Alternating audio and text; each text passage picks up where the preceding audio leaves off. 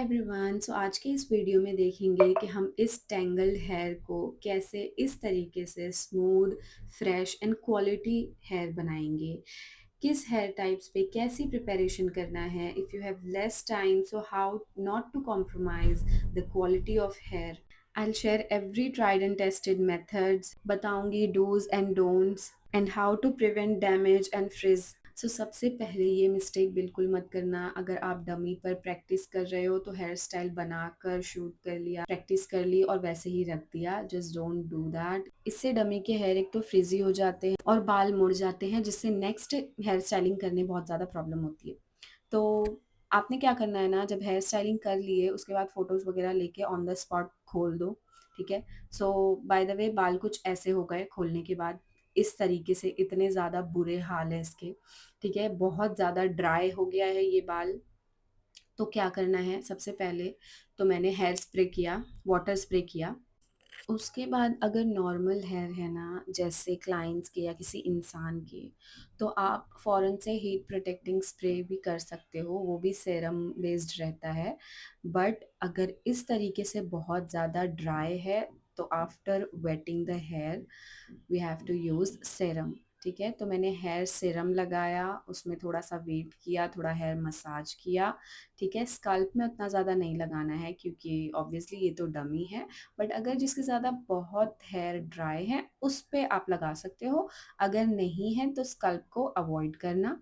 अब मैं ये स्प्रे कर रही हूँ हीट प्रोटेक्टिंग स्प्रे। ठीक है, सो फर्स्ट हेयर को वेट किया, सेकेंड सेरम लगाया। ठीक है, थोड़ा सा रेस्ट किया, थोड़ा अब्जॉर्ब होने दिया हेयर में, थोड़ा सा मसाज किया and then heat protecting spray डाल के पूरे हेयर में ऐसे स्प्रेड कर रही हूँ।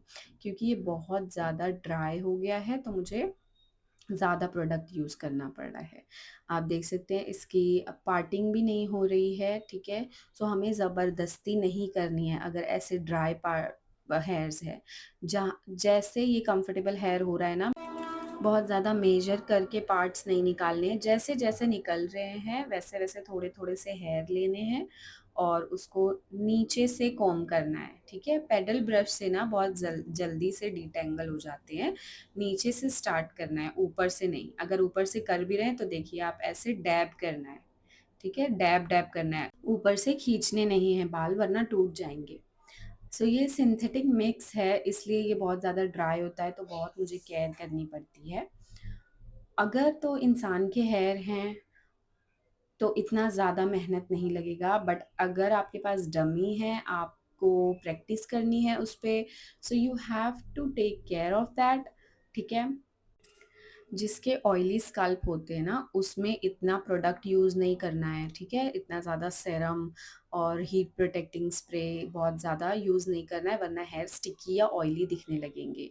सो आपको ये देखना है, ये ध्यान देना है। अगर जिसके बहुत घने बाल है और बहुत ज़्यादा फ्रिजी है उस पर आप प्रोडक्ट ज़्यादा यूज़ कर सकते हो। जिसके हेयर थिन है उस पर कम से कम प्रोडक्ट यूज़ करना है। आपने ऐसे थोड़े थोड़े से हेयर डिवाइड करके उसको डिटेंगल करना है पेडल ब्रश की हेल्प से। ऐसे नीचे से हेयर को कोम करना है। ठीक है, आगे मैं बताऊंगी क्रिम्पिंग कैसे करनी है, राइट वे ऑफ क्रिम्पिंग, किस हेयर टाइप पे कैसे क्रिम्पिंग करनी है। ठीक है, सो फिलहाल इसे अच्छे से डिटेंगल करेंगे। अभी आप देख सकते हो कि कितनी ज़्यादा मेहनत लग रही है इसे डिटेंगल करने में। और ये हेयर प्रिपरेशन है ना, मेन पार्ट है। It takes a lot of time but ये हेयर स्टाइलिंग को बहुत ज़्यादा हेल्प करता है। हेयर प्रिपरेशन जितना अच्छा होगा आपकी हेयर स्टाइलिंग उतनी अच्छी होगी। हेयर प्रिपरेशन टाइम लेता है इसलिए बहुत से लोग अवॉइड कर देते हैं, बट फिर हेयर स्टाइलिंग में उतनी ज़्यादा फिनिशिंग नहीं दिखेगी आपको और बहुत ज़्यादा स्लीक लुक नहीं बनेगा। ठीक है, सो हेयर प्रिपरेशन बहुत ज़्यादा इम्पॉर्टेंट है। अब आपने क्या करना है कि पहले ब्लो ड्राई कर लेना है। ठीक है, मैं जैसे जैसे पार्ट्स निकाल रही हूँ पहले लोग आपको बताएंगे कि डिटेंगल करो पूरे हेयर को, उसके बाद ब्लो ड्राई करो। ठीक है, मैं ऐसे नहीं कर रही हूँ। मैंने पार्ट्स जो डिटेंगल किए उस पर ही ब्लो ड्राई कर रही हूँ और उस पर सॉरी ब्लास्ट ड्राई कर रही हूँ और फिर ब्लो ड्राई कर रही हूँ। ठीक है, इससे हेयर सूख भी जाएंगे, स्ट्रेट भी हो जाएंगे ऑन द स्पॉट।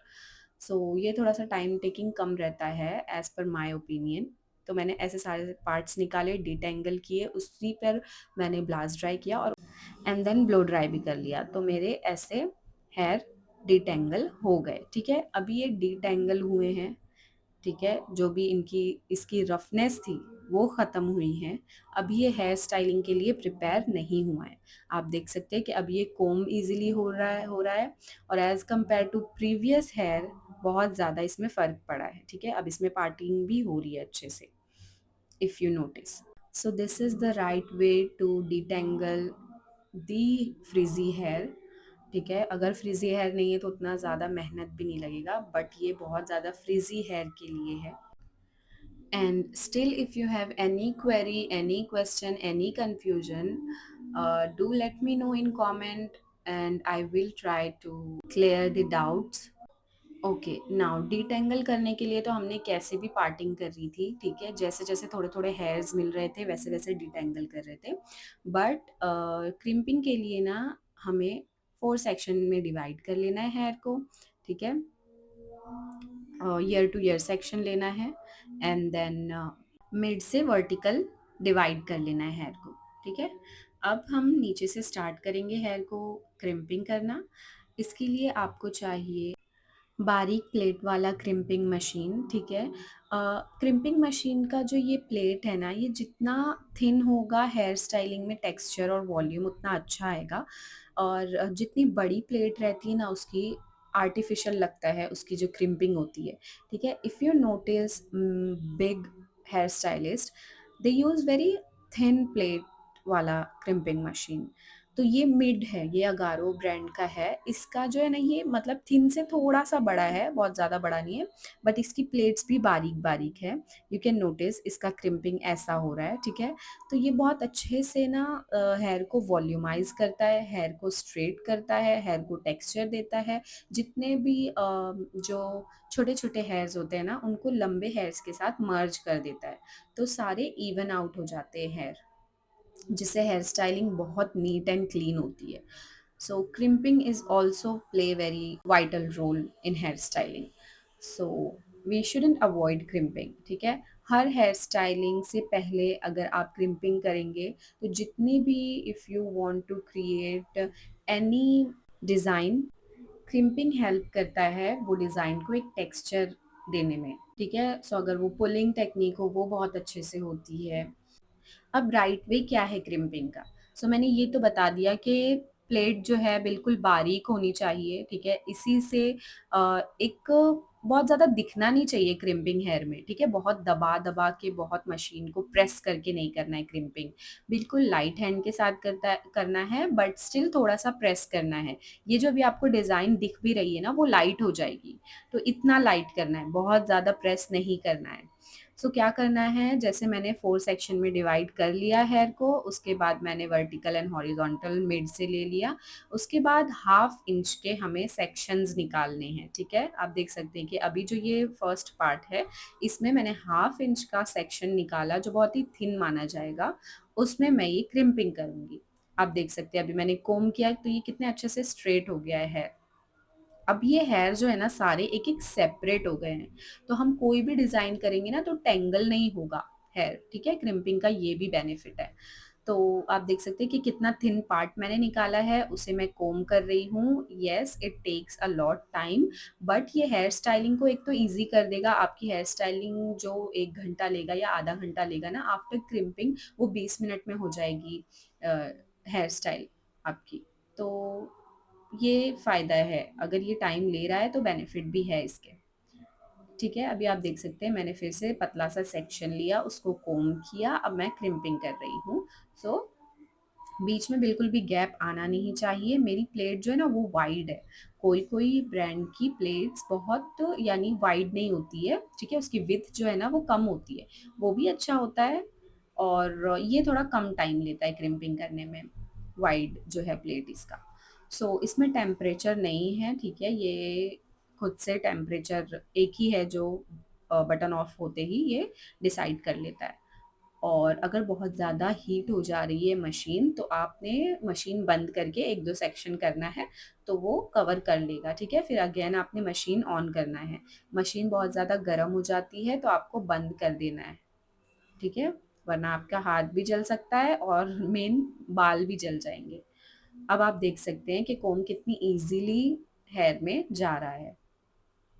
ठीक है, सो ये वे है क्रिम्पिंग करने का। अब एक पार्ट तो हो गया, सेकंड पार्ट हम लेंगे, उसके भी थिन थिन से सेक्शन निकालेंगे और कोम करेंगे। ठीक है, टेल कोम के ज़रिए ना सेक्शन बहुत अच्छे से डिवाइड होते हैं।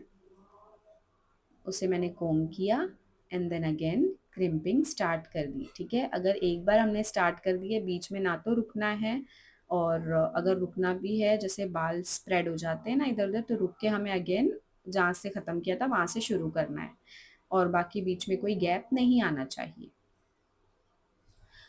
ये बहुत डिटेल में मैंने बता दिया है। ठीक है, कौन कौन से प्रोडक्ट मैंने यूज़ किए हैं वो भी बता दिए हैं। अगर स्टिल आपके हेयर फ्रिजी हैं तो आपने सेक्शन पे फिनिशिंग स्प्रे जो होता है वो भी मार सकते हो, उससे भी बहुत अच्छे से स्मूथ हो जाता है हेयर। ठीक है, बट मुझे नीड नहीं पड़ी क्योंकि मैंने सेरम बहुत ज़्यादा यूज़ किया है, क्योंकि ये हेयर डमी के हैं। ठीक है, अगर इंसान के हेयर होते ना तो इतना ज़्यादा टाइम नहीं लेता। ऐसे आपने क्रिम्पिंग करनी है। और मैंने बहुत सारे हेयर स्टाइलिंग और मेकअप के वीडियोस अपलोड किए हैं। Do check and share with your friends, अगर आपको ये काम की वीडियो लगी तो।